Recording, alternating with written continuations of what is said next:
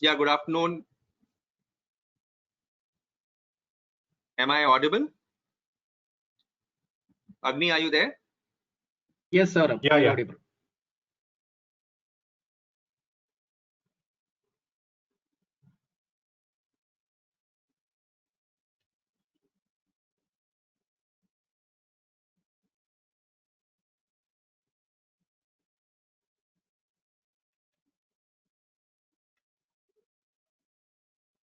Yeah, we will give it a minute and then start.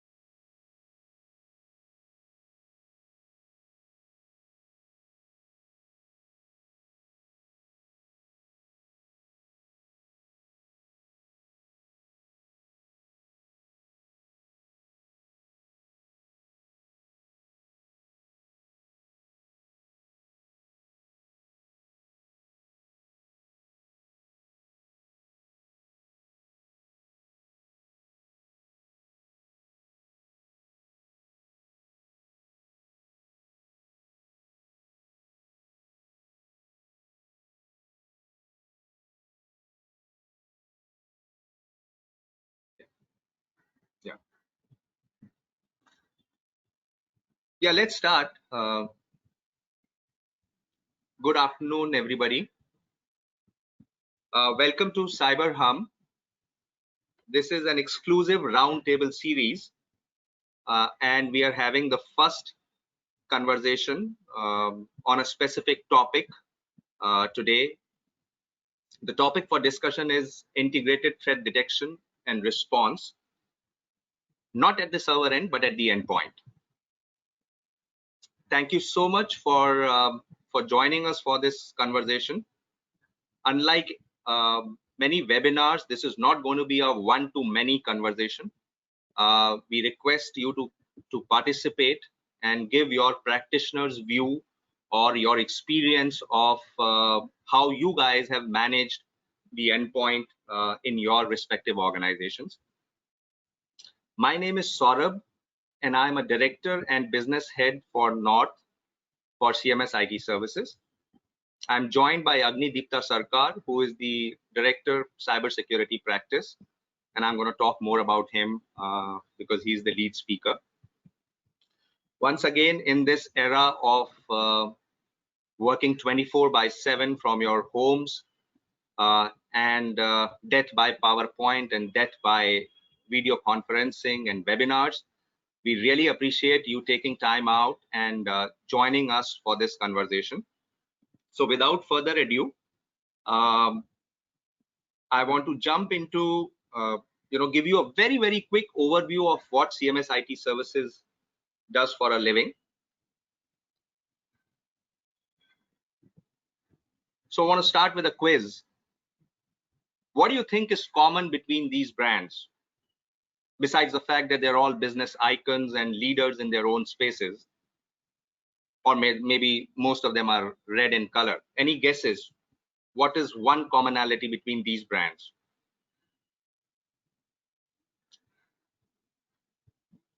Let's see.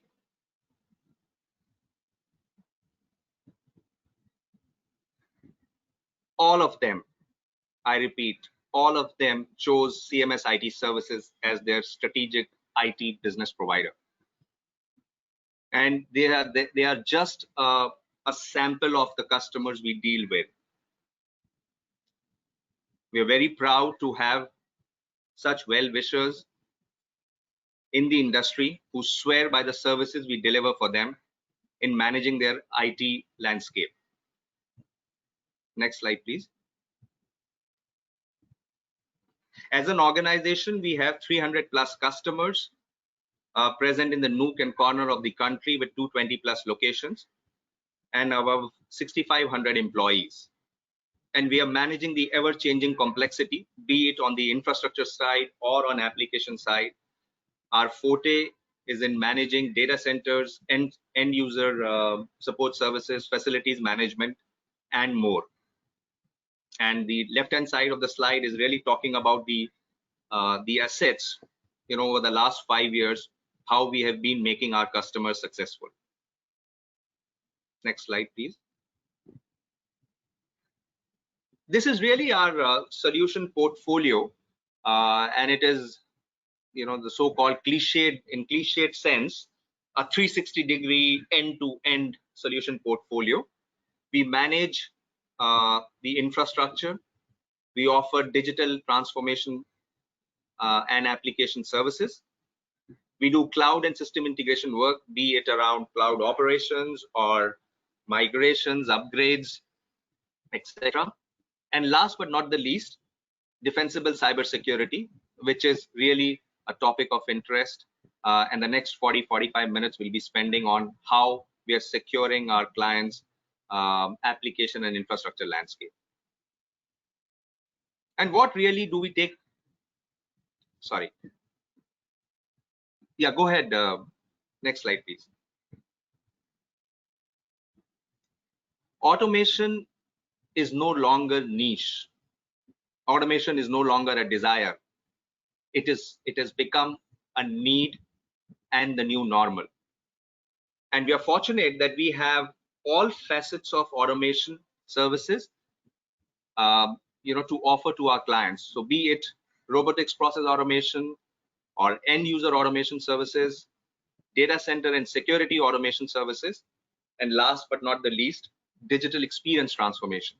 So if there is anybody who is interested in having any conversation around how we are adding value to various organizations by taking some cost optimization threads or reducing the spend or enhancing the experience, the user experience, we'll be more than happy to have those conversations outside. Next slide, please. As I said, end user support services is very, very low end, very commodity, but really causes a lot of strain and noise and really defines the perception of an IT organization. If the end user feels that his experience is good, IT in that organization is good, otherwise IT is bad.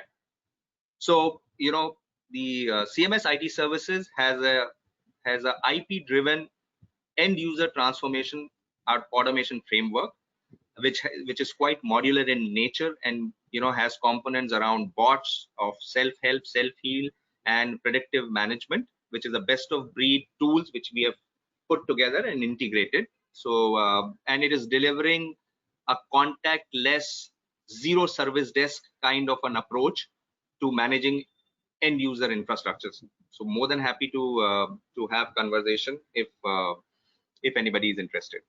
Next slide, please.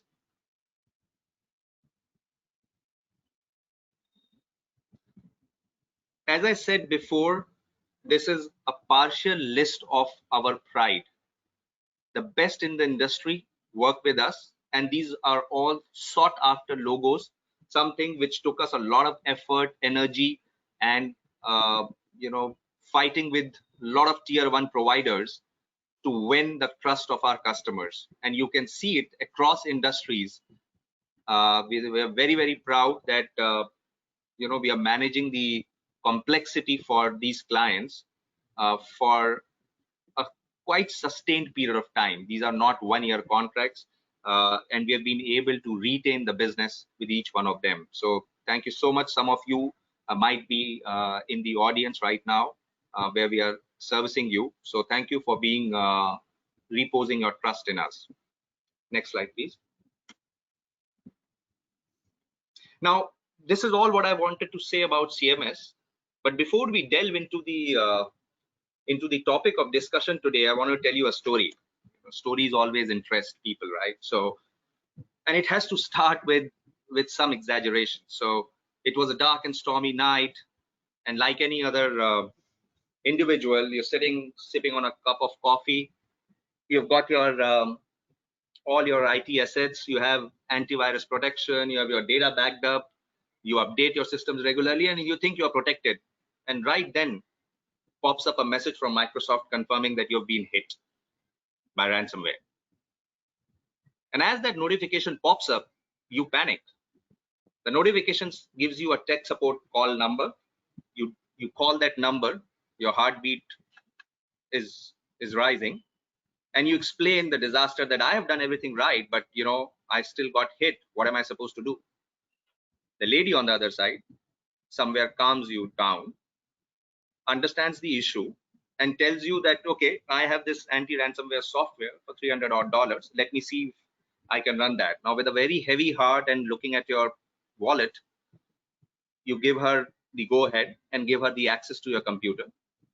And after a few clicks here and a few clicks there, she assures you, rather reassures you, that your computer is ransomware free. And you forget about the incident that, okay, I'm protected. Next, maybe a week down the line, you see a story and you realize that the person you spoke to was never from Microsoft. The pop-up and the notification which came for tech support was a scamster, was a scammer, and you have let that person into your computer. And so can be the case if you are in office and you let somebody into your network. As per Forbes, the first half of 2019, and I'm sure 2020 is no different, we have seen more than 4 billion records getting exposed via data breaches. And this is ever evolving nature of cybersecurity threats has moved from a centralized data center server specific repository to the endpoint. So better protect your endpoint is the message. And are we surviving on hope, or we really have a plan to take care of our organization landscape? In the lighter vein, Forbes also says that the drinking habits of a lot of chief security officers also went through the roof because of so many breaches, and the stress was unmanageable. So that this conversation, this philosophy, this market trend helped us put together what we believe is a new proposition and what we are pricing it as defensible cybersecurity. Next slide, please.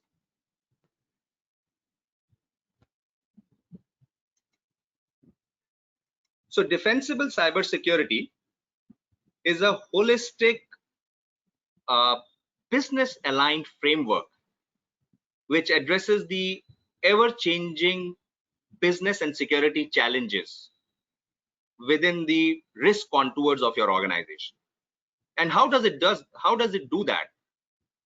Rather than applying patchwork to some broken parts of your cybersecurity landscape, defensible cybersecurity framework leverages your existing solutions and your spend to improve operational controls and essentially ensures future proofing. We launched this defensible cybersecurity framework on 13th of May. Next slide, please. And it has been really well received by organizations. We are having animated conversations around how we can make a difference and make our customers' cybersecurity posture more rugged. And the person who made it possible is a gentleman who's our cybersecurity practice leader, Agnidipta Sarkar. Agni has worked for more than 30 years, in the cybersecurity arena. 15 years of those 30 precious years were with HP. He has been on various standard development, forums and contributed both technically and from a business standpoint to forums like ISO, security, information security, cybersecurity, and privacy protection standards. He's also the first Indian on the program advisory group for Business Continuity Institute, and he's leading the Cyber Resilience Think Tank 2020. So without further ado, I call upon Agni to tell you the nuances of how the threats on endpoints can be better managed. Over to you, Agni. Thanks, Saurabh. So once again, welcome to today's roundtable, and my intention is to make it a roundtable. I can see a lot of people who have joined in from various organizations, and I'm very happy that I'm able to talk to you today. Feel free to interrupt me because we don't have a very large audience, and the intention was to address a smaller audience in a focused manner. What we will do today is that I will take you through what defensible cybersecurity is very quickly, just to set the context, followed by a focus on endpoint, how it is under attack, and what are the probable protection, detection, and response strategies. And then we will articulate, we will deliberate on, so we will deliberate about the attacks, we'll deliberate about protection, detection, response, and on building resilience. And so feel free to interrupt, feel free to stop me at any point in time, and let me try and explain defensible cybersecurity to you. So in our experience, cybersecurity protection can only be achieved in 3 ways until now, unless tomorrow we get quantum security in place, which will probably take it a notch above. There's a lot of research going on in that area, but today's discussion is not about that. So there are only 3 ways. One is rule-based, which means, let's say you have a firewall. If you don't fulfill what's written in the rule, then you're the bad guy. The second is signature-based. Look at your malware or your antivirus, the way it works. There is a signature, and the moment the signature matches with some incoming attempt, it's treated as malware, or that's how you catch a perpetrator. The third is behavior-based. Now, a lot of technologies have been using behavior-based for a very long time. It's just that they've not been calling it. Behavior-based is based upon the fact that a particular business as usual behavior is established as a benchmark, and then any deviation from that benchmark is treated as a breach. So whether you're an enterprise which is under change or you're starting afresh, you will be affected by threats, and there are multiple protection strategies that you can take up depending on what you really want to achieve. You want to address the vulnerabilities, you want to stop a threat actor, or you want to address the consequences. And your strategies can differ between any of these 3. So there are 3 ways people can come in, and there are 3 ways you can address cybersecurity. Defensible cybersecurity is based on 5 program principles and 5 design criteria. The key thing that we are able to, that I'm trying to communicate to you, is that defensible cybersecurity is focused upon how change affects your business as usual activities and what can be done to align that to the needs of the business. So there needs to be alignment to business intent. There needs to be focus upon how you're going to adapt and withstand to change. There needs to be technology optimization, and all of this, the attempt should be to provide a standardized control framework so that you are able to then manage the whole thing very holistically. The standards that you see at the bottom, the entire framework is based on these 5 standards. NIST cybersecurity framework is important to us as a structure because it gives us the ability to go right from identification to recovery. 27001 is something that we are using for governance, and when I say governance, I'm not talking about Annexure A, which has got 114 controls, but I'm talking about clause 4 to clause 7. And of course, if you have to address how a perpetrator comes in, you need to have the ability to understand how cyber kill chain has been designed, how an attacker comes in, and how you are going to defeat them. So how do we do this? We focus on determining what your unique context is, and this differs from organization to organization depending upon your business area, and the quantum of risk you're willing to take for pursuit of your objectives. Then we need to find out about interdependencies between data applications and services. And then we start designing the protect surface, the detect model, and the response structure. Once you reach to a place where you've got all these three in play, done, that is the time when you enter what we call as defensible cybersecurity, and then onwards it's about standardization and improvement. Having said this, there are three portfolios that we bring to the table, just like I've shown you in the earlier slide. We establish the protect surface. That's where the first set of solutions come in. The second set of solutions come in to build the ability to detect perpetrators and incidents. And the last is to build the ability to respond. So the protect portfolio then is focused upon building various, or rather controlling various points of control that an organization can put in when they're trying to allow a valid user access information.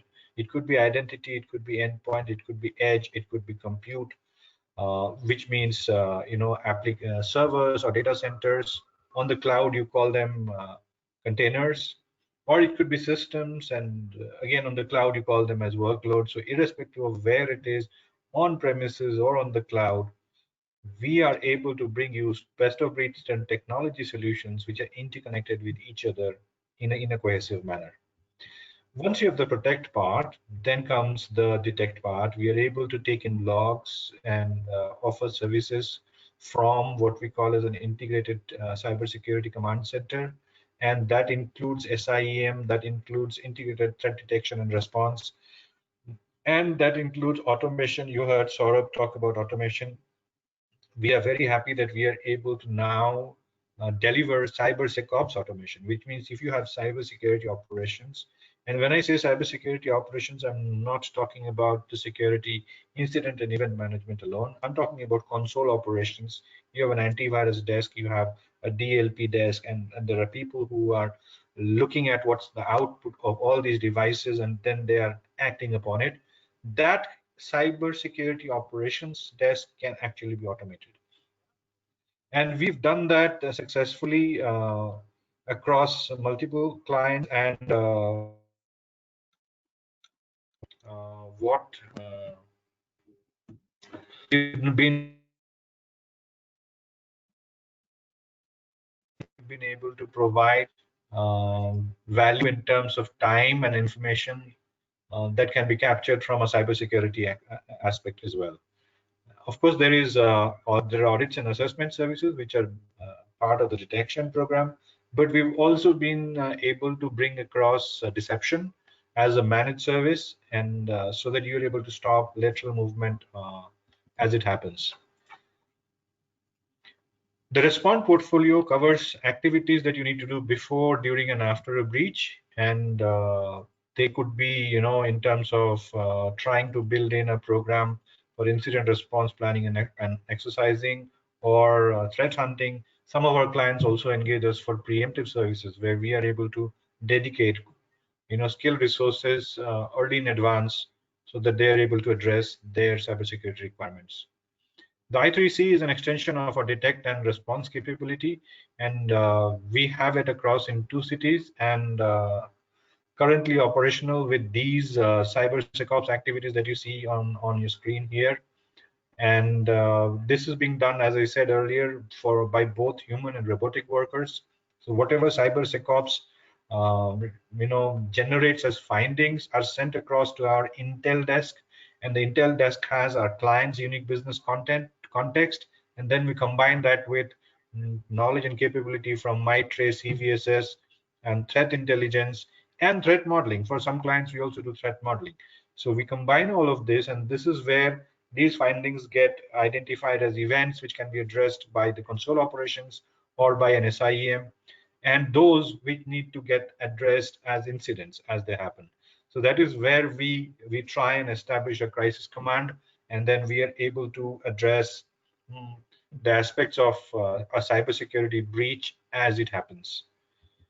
Having said that, I'm going to now get into the main part of our discussions. And before I do that, I'm going to just go and talk to you about the cybersecurity controlled environment that I was talking earlier. So whether there is a valid user or a perpetrator, you need an identity that will need to work on an endpoint, authenticate on an edge, access a server infrastructure on the compute, and an application which contains a storage and then data. And all of these are cybersecurity control points. Now, whether they're on-prem or on the cloud, you can protect, detect, and respond on how this has to be done. Today's focus is the endpoint. So without waiting anymore, let us get on what's going on in the COVID-19 world. So, earlier it was very simple. All you had was a secure office network, and then we started computerizing stuff, and then we built in a secure data center, and then just put a firewall in between, and built a perimeter, and that's how it was working. Then came the cloud, and then we realized that because people are now traveling, work from anywhere is possible, and you gave laptops to some senior people in the organization and some critical resources who had to work from anywhere. In fact, during COVID-19, a lot of people felt that because all these people had access to VPN and were able to connect to the perimeter and work, when COVID-19 attacks, we are going to invoke our business continuity plans and allow these 10%, 25% people to work remotely, and yeah, all will be well. But soon they realized the secure office network is not available, and now you need to make the people on the field able enough to connect into the central infrastructure and work. And that meant a whole lot of laptops, a whole lot of VPN connections. And that was something that prompted a scenario where we are today. The endpoint is not under direct control of the enterprise because it belongs to a person, and then a lot of things happened, right? So many organizations did not have so many laptops. They hired them. Some people couldn't hire, and they said, fair enough, let's let's start a BYOD policy. Let people use their own computers. And that's when the perpetrator world just woke up to a new reality. You know what? We can attack the endpoint because now, A, it is outside the enterprise. B, everyone wants to do their own thing, right? So they want to work, they want to browse the net, and they are on their own. So phishing attacks and ransomware is on the rise. The path of least resistance is the new normal. No one wants to break their head, attack an infrastructure, fight with the security forces, and then weigh their luck whether they will get in or not. It's very simple now. Just send a mail to somebody which looks attractive enough, either with a COVID-19 solution or something which looks to be which you can get the gullible people to click on and then get a ransomware downloaded as a new payload. Now this is what is happening, and I will show you some of those examples. So what's happening in India? And a lot of stuff, cyber attacks have increased, and there have been a lot of reports about things that are going wrong. I'm just going to very quickly go over a few of the slides that I've got about different attacks. But the truth is that the attack on the cyber infrastructure in India has actually gone up. India Bulls got impacted very recently, and they were hit by what is called as a CLOP ransomware. The important thing is that the CLOP ransomware not only encrypts, it also steals data. So even if the company refuses to pay the ransom, the attackers can make money. This is a maintenance organization in Singapore. ST Engineering manages hangars and manages flights. They were hit by Maze. Maze comes in through phishing emails, and whenever the victim opens this mail, this could come in through the Gmail, your personal email ID, and if you open it, then your laptop is the first device that will download the ransomware. And then the ransomware contains elements of lateral movement, and they will find the target machine that it needs to encrypt, and then it will encrypt, and then you can't get access to it. So Ransomware is heavily on the rise. Also on the rise are people's data. So one is ransomware, the second is stealing data, and just like I said, Klopp was an example. EasyJet was hacked. No specific details have still come out, but the only thing that they have said is the hackers were highly sophisticated. One last thing before I go ahead. The other source of the attack happens to be USB drives. You heard about Stuxnet in the past. But there are newer attacks that are happening on 6th of June. USB culprit was detected that is also trying to steal data. So bottom line, we are living in a time where cybersecurity is no longer a technical challenge. It's a conundrum, which means you know what to do, but you can't take that decision because there is so many dimensions to it. Primarily because as we go ahead, there will be more and more users outside your organization than those who are accessing services from inside.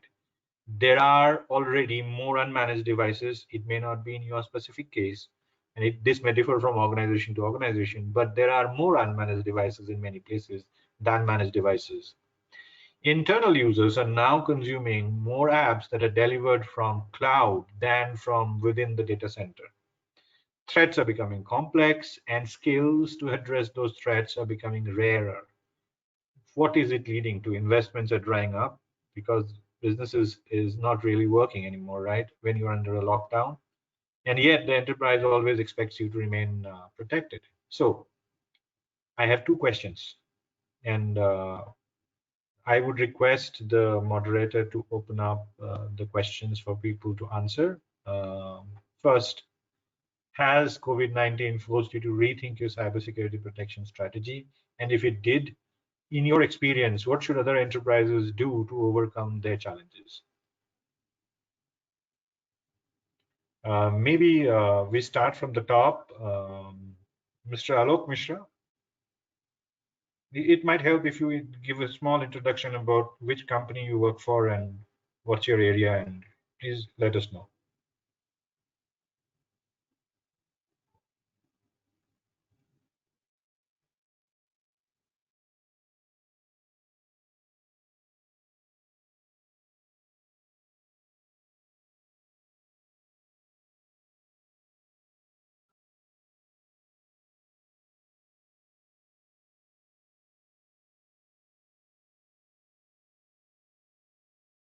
I have unmuted the line for all the attendees. Now you will be self-muted. You can unmute yourself and speak. Mr. Mishra?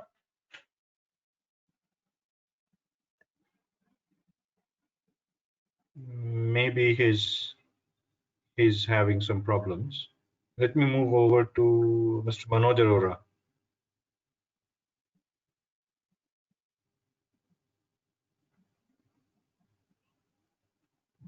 Hello? Tom, are you able to hear me? I can hear you, Agni.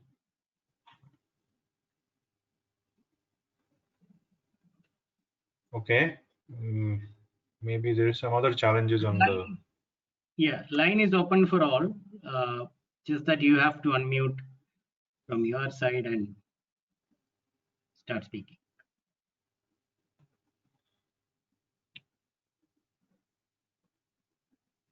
Hello?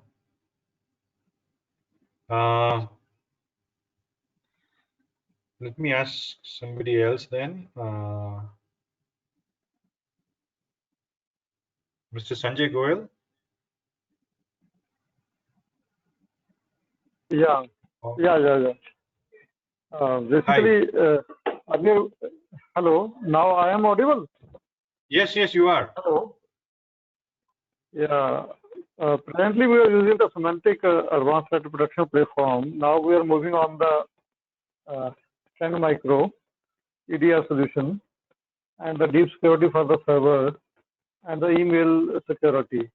Now we are planning to manage detection and response services for our data centers. As you know, the correlation among all the devices is very difficult, and all the devices are working in the silos. So we want to create the correlation, like to implement the SIM tool. Apart from the SIM, we also need to want the, as you say, key threat hunting and the other things you have introduced. We are also looking in this direction, manage detection and response kind of thing. Thank you, sir. Anybody else who would like to speak? Yeah, hi, this is Kapil from Max Healthcare. Hi, Yeah, Kapil. good evening, all. So I want to say that first, I'm working as a senior manager IT, cybersecurity. So here in Max Healthcare, we are using Falcon as a EDR, and we are having our internal SOC operations and TMC, Threat Management Center, and we are handling the endpoint security through Falcon, and we are using Sandblast as checkpoint. So let me ask you these two questions that I have. One is, has COVID-19 forced you to rethink your cybersecurity protection strategy, or are you still using your earlier protection strategy? The And if so, strategy is got changed. How it's changed, previously we were using McAfee, and recently we moved on Falcon. And Falcon is cloud-based, so our all assets are Falcon protected, we can say. So you made this change. What would be your recommendation to other enterprises if someone were to come and ask you, best practices, your experience, something like that? Yeah, So or in anything. that case, we have to think from the broader level. What are our touching points? Like attacker can come through the emails. Then email protection should be strong. Attacker can it can be lateral movement, and there are so many other aspects. Thank you. I think somebody else tried to say something.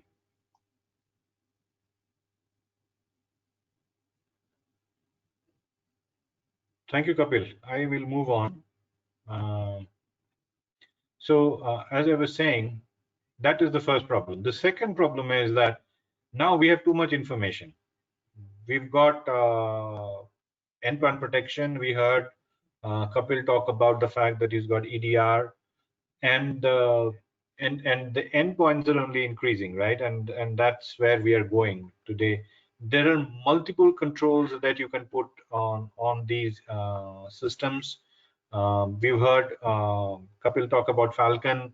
There are other technologies in the market, but let me come to the middle part of this slide. There are multiple controls that the endpoint is expected to wither. Now, the moment you put in multiple tools, what really happens are things that come in twofold.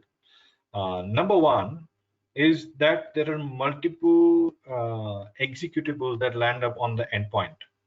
Number two is that there are multiple sources of truth. Ponemon report, and you probably know if you are in the cybersecurity industry that Ponemon is one of the most trusted reports in the world. They are saying that the cost of successful attacks has moved from an average of 7.1 million to 8.94, which is an increase. The other increase that has happened is of zero-day attacks. We talked about what's happening in India. We've seen a 37% increase after the shutdown. And globally also, and this by the way is a January report. This is not a report that happened afterwards. This is in January, and since January, the endpoints have seen an upwards of 70% of increase internationally. And the problem is that the attacks on the endpoints is increasing and detection is difficult. Now, what happens when you have multiple sources of truth? You're getting console 1 that's giving you antivirus statement, console 2 that is telling you how your policy on the endpoint firewall is working, console 3 that's telling you about your encryption, and then there's one about DLP, then there's one about VPN, then there's one about multi-factor authentication, and so on and so forth. As you get these multiple sources of truth, one, analysis and detection becomes delayed. Two, there is diffused correlation. You're able to correlate, but not everything is clear. As a result, lateral movement is extremely difficult to detect. As I said in the beginning, there are three prime challenges. One, you need to stop ransomware, like I think Kapil also talked about email security and stuff like that. Yes, email security you can put in, that will protect you and your people against attacks on the email, but you cannot protect Gmail or personal email, right? The second is ransomware is a challenge. And the third is managing all this is an operational overhead. So, even if I look at, again, this is a screenshot from the Ponemon report, and this is what is happening across the world. From a 0 to 1 and 10 being 0 to 10 and 10 being highly effective, about most of the people are saying they're somewhere in between. They're not effective.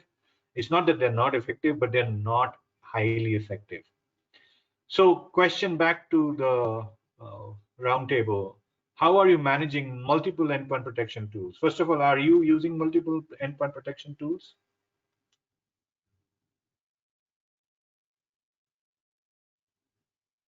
I see we have Vaibhav Dattarwal. Vaibhav, are you from GMR?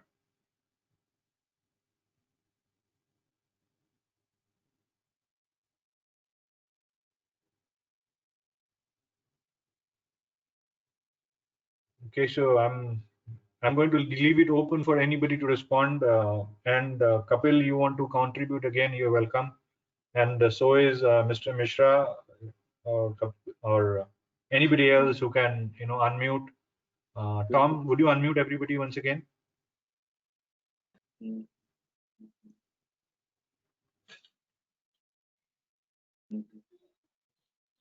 Yes, it is open, Agni now. Okay. Kapil, would you want to contribute to this? Yeah, I want to.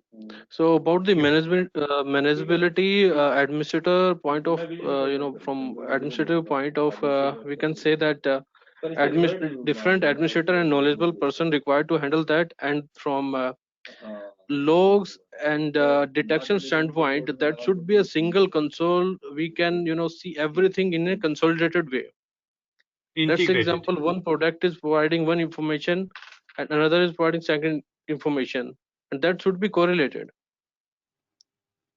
There are two parts of what you said. One is correlated and the second is integrated.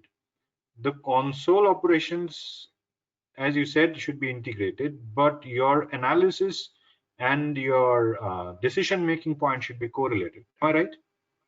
If I were to put it like that? Yeah, correct. Someone else also spoke in the last question. Alok Mishra, was it you?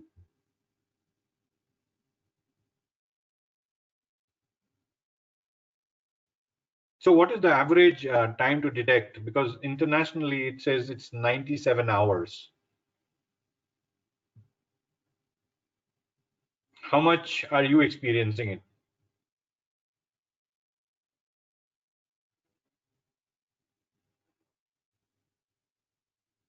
Kapil? It seems only you and I are talking. But I would like anybody else to please join in. This is a round table, so please express So in yourself. our environment, yeah, I was muted at that time. Yeah, I was speaking, I was muted.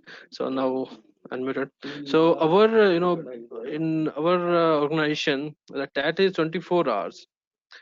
But somehow we are expecting delay in that.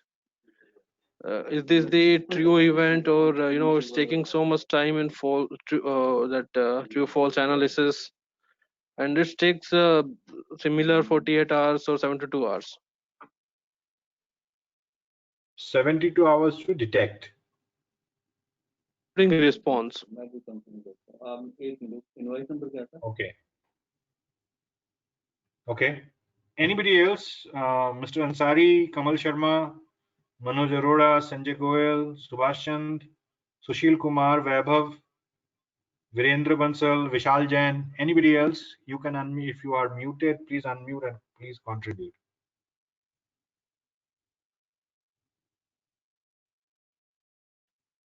Okay, I will go on. So let's come to the respond part, what Kapil talked about. So Kapil, what happens during a breach? What is your experience? So our experience is related to, let's take example of indicator of attack. We can IoT attack.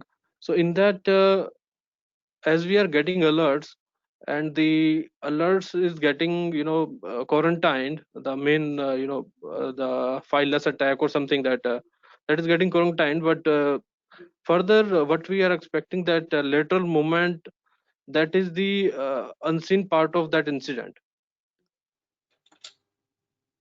Yeah, the lateral movement is an unseen part. In fact, I have been lucky enough to be part of a breach, and this lady who was the CISO of Capital One is actually my ex-boss. Her name is Susan Maldin. She lost a job, and God help her, she's a good security officer. And there are so many other things that are happening in an organization during a breach. One of the things that we learned that happens during a breach is chaos. If you are in a breach, and I'm talking about not an incident, so I'm going to put 4 words: deviations, events, incidents, and breaches.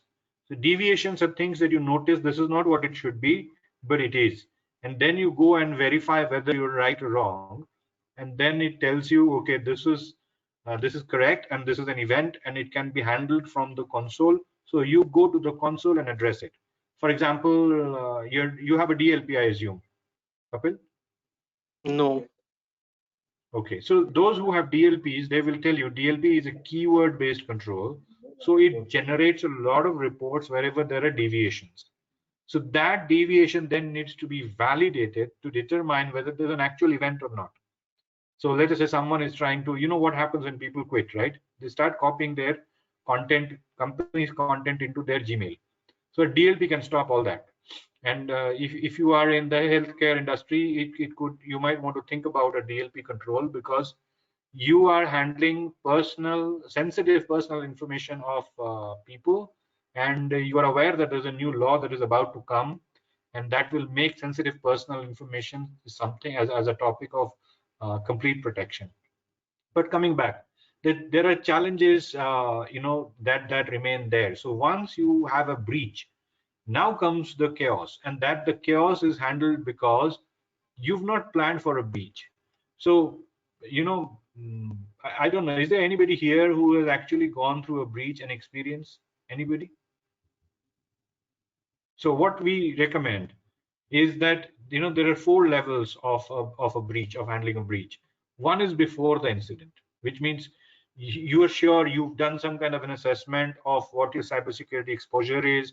At this point in time, you need to build an incident response plan, which means it should be very similar to your business continuity response plan, but it should be based upon what the business impact is, what areas are going to impact it, who are the different players, what will they do during an incident, who's going to contact who's going to communicate with the authorities, how will you set up a crisis management desk, and so on and so forth. And then you need to exercise that response plan.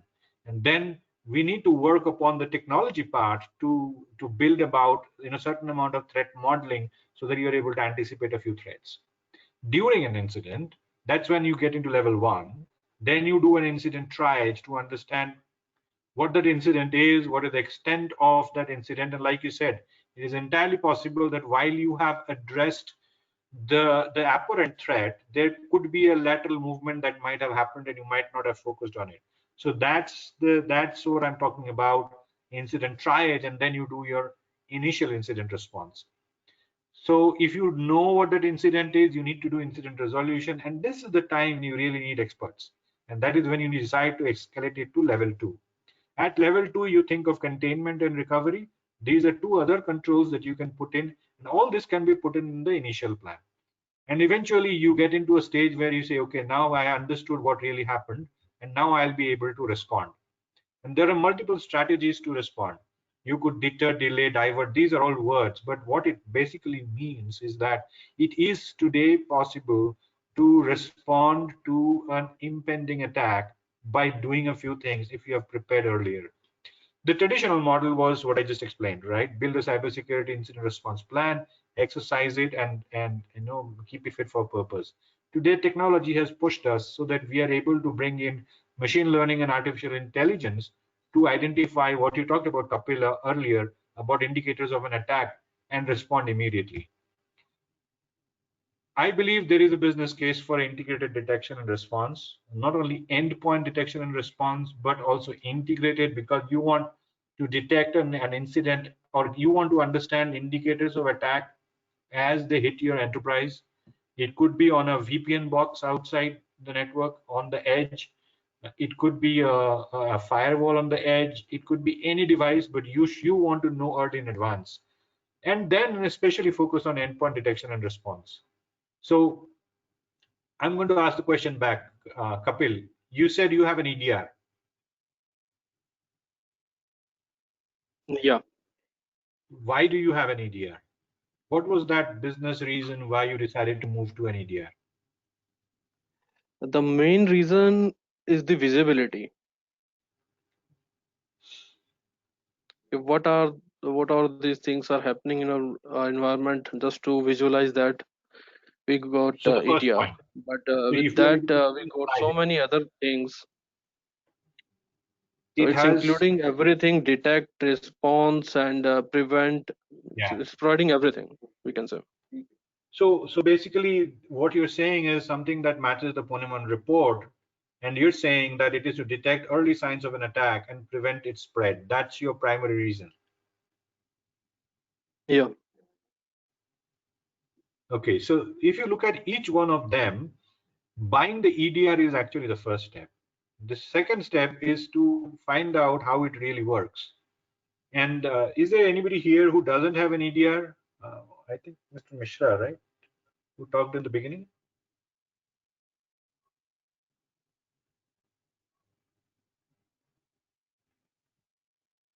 Okay. So if you don't have an EDR, it is time to think about why you have an EDR if you have one, and why you don't have EDR if you don't have one. Because the moment you put EDR, certain things happen. One, you need to plan. So let me ask Kapil once again. Kapil, what is the amount of false positives that you see? What percentage of false positives get reported on your EDR?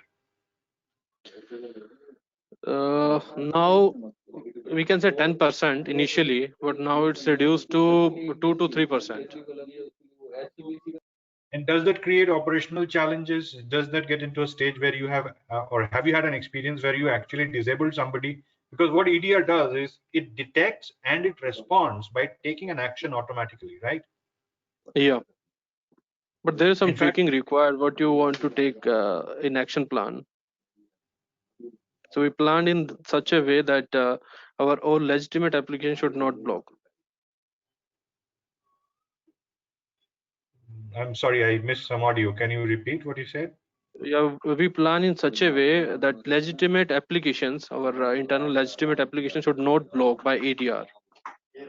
Legitimate applications should not be blocked, but initially it has been a learning cycle for the EDR to understand what's a legitimate, application, what is legitimate behavior. But as Do you a also have behavior analytics in it? yeah, as a proactive approach, we already taken all hashes for our all applications and we whitelisted that. Right. So which means you Just are to take using behavior operational analytics as challenges, well. just to reduce operational challenges. Yes, yes, that is so true. That is so true. So But there are integrated so many detection. other ways also that can be reduced. And Yes, go ahead. yeah, what were your first question? It was related to that, or I'm going out of the way? No. We were talking about how we can reduce the false positives. Yeah, that's the way. That's it. You can go ahead now. So have you thought about bringing in automation for this? Sorry? Have you considered about automating the Who is EDR breaking response? here? Yeah, can everybody else go on mute, please? Thank you. Can you hear me, Kapil? Yeah. So what I was saying is, have you considered think about automating your EDR cybersecurity response?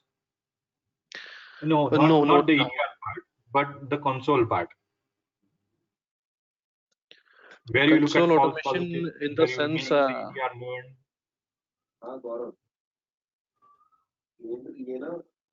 Sorry, go ahead. yeah, I didn't get. Can you please repeat? I said, have you ever considered automating your cybersecurity operations? No, not in full automation, but we can say some partial automation we applied. So it's the inbuilt functionality of EDR that is the automated. Fair enough. So the integrated detection and response, which includes EDR and the network detection and response, and how you look at how infections happen and how you look at behavior and then accordingly take corrective action, includes a pre-infection part and a post-infection part. So you need to have the ability to discover and predict, so that you're able to then prevent and then detect, contain, respond and investigate and remediate. The most important part is should be able to roll back. So in summary, I asked you 9 questions, and I think we've got multiple answers for those 9 questions. Challenges are bespoke, hence solutions would be 2.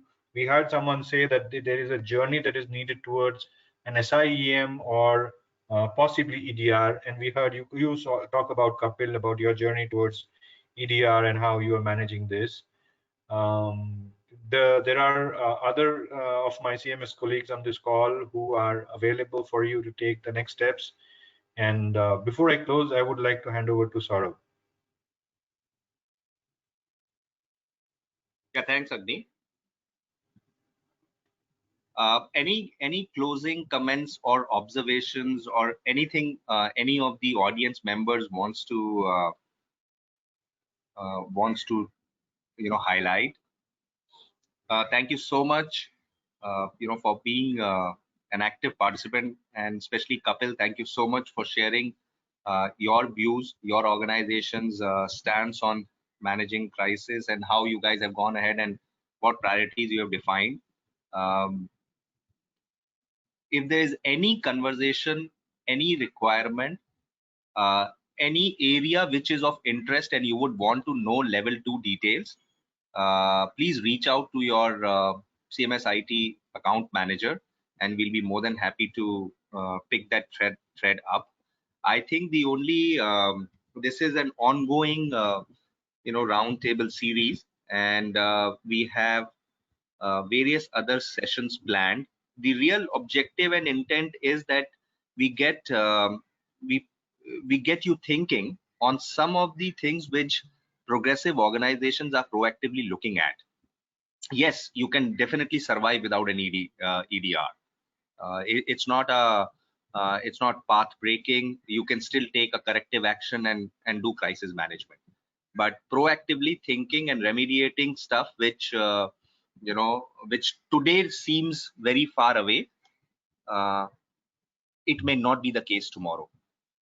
So with that, I thank you one more time, for taking time out, and hope to stay in touch and see more of you in our subsequent CyberHum series. Thank you so much. Yeah, thanks, Bye. Agni and team. Thanks for arranging this session. Thanks a lot. Thank you so much, sir. Thank you. Bye. Bye-bye.